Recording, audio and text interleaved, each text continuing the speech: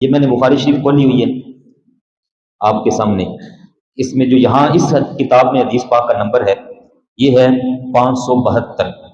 اور گوگل پر سرچ کریں international numbering کے حساب سے تو اس حدیث کا نمبر شو ہوتا ہے 602. آپ یہ حدیث پاک پڑھ سکتے ہیں.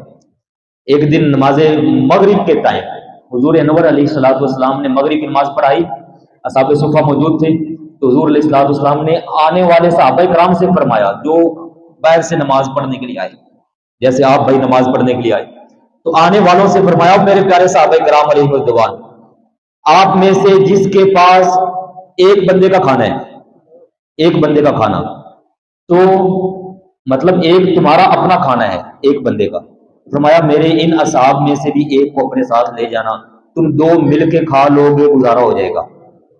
گھر میں لے جاؤ میرے ان اصحاب میں سے ایک کو، جس کے پاس دو کا ہے وہ یہاں سے تین لے جائے،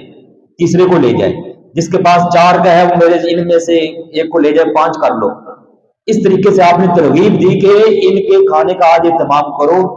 مغرب کی نماز کے بعد، چونکہ آج وقت ایسا ہے کہ ان کے لیے کھانے کا اہتمام یہاں پر ظاہری طور پر نہیں ہے.